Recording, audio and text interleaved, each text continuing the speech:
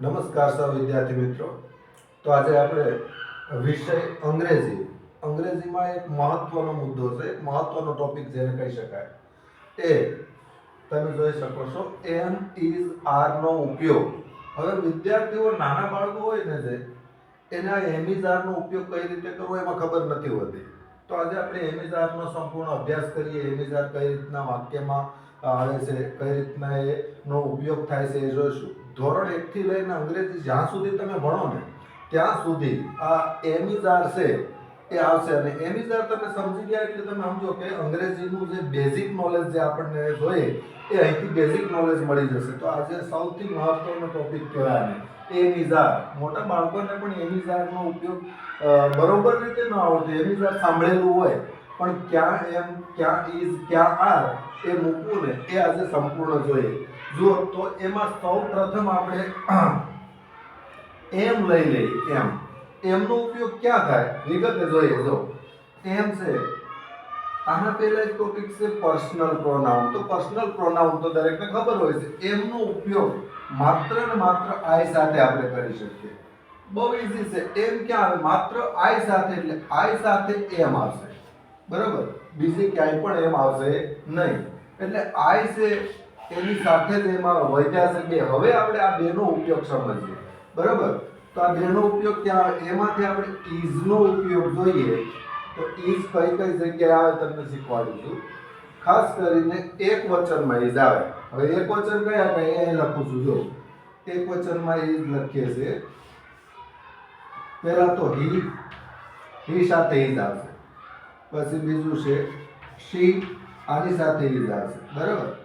It, આની સાથે is આવશે. અને કોઈ પણ એક વચન નામ હોય ને તો નેમ સાથે પણ ઇઝ આવે. બીજું ધીસ સાથે ઇઝ આવશે અને ધેટ, આટલા સાથે ઇઝ આવે, બરાબર. ત્રીજો પુરુષ એક વચન આને કહેવાય એટલે આટલા સાથે ઇઝ આવશે, બરાબર. He is, she is, it is. અને નેમ છે તો કોઈ પણ નામ હશે એટલે ઇઝ.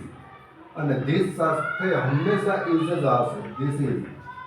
અને ધેટ છે પણ સિંગ્યુલર એટલે એક વચન કહેવાય, એમાં પણ ઇઝ આવશે. તો જો કેટલી જગ્યાએ ઇઝ આવ્યું? 1 2 3 4 5 6. આ 6 જગ્યાએ ઇઝ આવશે. તો ઇઝ નું આપણે જોઈએ તો ક્લિયર થઈ ગયું ઇઝ. એમ નું ક્લિયર થઈ ગયું. એમ ક્યાં આવે? માત્ર આઈ સાથે. આઈ એમ. આઈ સાથે તમે એવું ક્યારેય નહીં સાંભળો કે આઈ ઇઝ. આવું સાંભળ્યું ક્યારે? I is, I are. એ રોંગ છે. આઈ સાથે હંમેશા એમ જ આવશે. અને ઇઝ કઈ જગ્યાએ આવશે? તો કે આ લખ્યા છે આપણી સામે, આટલી જગ્યાએ ઇઝ આવશે. હવે આપણે આર નો ઉપયોગ જોઈએ. તો આર છે ને બહુવચનમાં આવે. બહુવચન એટલે એક કરતા વધારે. એમાં કયા કયા આવે? તો આર નો ઉપયોગ આપણે લઈએ, બરાબર. હવે અહીંયા આર એ ક્યાં કઈ કઈ જગ્યા આવશે? તો પહેલું છે વી. વી સાથે આર આવે, લખતા જાય. વી સાથે આર, વી આર. પછી બીજું છે યુ. યુ સાથે પણ આર આવે, બરાબર. ત્રીજું છે ધે. આ ધે સાથે પણ આર આવશે. પછી કોઈ પણ બહુવચન નામ હોય તો પણ ત્યાં આવશે. દાખલા તરીકે સ્ટુડન્ટ્સ, અહીંયા પણ આર આવશે. પછી અહીંયા જો ધીસ એક વચન હતું, અહીંયા એનું બહુવચન કર્યું. આ ધીઝ, જો સ્પેલિંગમાં અહીંયા ધીસ નો આ સ્પેલિંગ છે અને આ ધીઝ, આ બહુવચન થઈ ગયું. ધીસ નું બહુવચન ધીઝ થાય તો ત્યાં આર આવશે. પછી અહીંયા જો ધેટ હતું એક વચન છે, એનું બહુવચન ધોઝ થશે, ધોઝ. તો ત્યાં પણ આર આવશે. મતલબ આર જે છે ને એ તમે જોઈ શકો બધા બહુવચનના રૂપો છે. બહુવચનમાં આર આવશે, એક વચનમાં ઇઝ આવશે. આટલું આનો મુદ્દો આટલો છે ને એમ છે એ આઈ સાથે આવશે. ત્રણેય આમ તો ક્લિયર થઈ ગયું. હવે એક વાક્ય જોઈએ. શું દાખલા તરીકે આવું વાક્ય છે, ही खाली जગ્યા ટીચર. જો આ વાક્ય છે, અહીંયા ખાલી જગ્યા આપી. હવે તમે જુઓ આ હી છે હી, તો હી સાથે આપણે શું વાપર્યું હતું? જો તમે ઇઝ કઈ કઈ જગ્યા આવે? હી, શી, ઇટ, નેમ, ધીસ, ધેટ. તો ત્યાં જો હી છે તો હા એક વચન છે, ત્રીજો પુરુષ એક વચન, તો બધાને ખબર પડે અહીંયા ઇઝ આવશે. ઇઝ આવી રીતના તમને ખાલી જગ્યાઓ મૂકે. બરાબર. બીજું જોઈએ, દાખલા તરીકે વી, ખાલી જગ્યા સ્ટુડન્ટ્સ. તો જો અહીંયા ખાલી જગ્યાની પહેલા શું છે? વી છે, તો વી તો બહુવચન છે, પ્લુરલ. તો આ વી, વી સાથે શું આવે? આર. વી સાથે આર આવશે. Are you are. અને હવે જો આઈ ખાલી જગ્યા,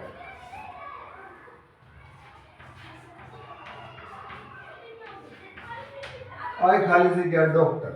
હવે આઈ સાથે શું આપણે પહેલા જો આઈ એક જ એવું છે કે એક જ રહેશે એમ, તો આઈ સાથે એમ આવે. આઈ એમ અ ડોક્ટર. તો જો તમારે આ કરતા જોઈ અને પછી આ જે સહાયકારક ક્રિયાપદ છે ને એ મૂકવું પડે. સહાયકારક ક્રિયાપદ એટલે એને અંગ્રેજીમાં આપણે હેલ્પિંગ વર્બ કહીએ. તો અહીંયા હેલ્પિંગ વર્બ નથી, અહીંયા તો મુખ્ય વર્બ થઈ ગયું, મુખ્ય ક્રિયાપદ. બરાબર. તો તમને એક વાક્ય આપું છું, તમારે કહેવાનું છે મને કે આમાં શું જવાબ આવશે. બરાબર. અહીંયા કેમ કરેલું છે? કોષ્ટક. આના આધાર પર કહો. દાખલા તરીકે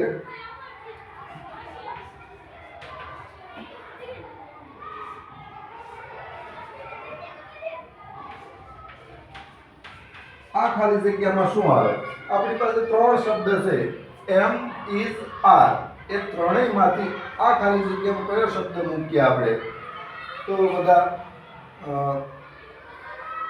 વિચારીને કહો કે આ ખાલી જગ્યામાં કયો. તમને ઓપ્શન આપી દીધા હશે અહીંયા કે એમ, ઇઝ અને આર.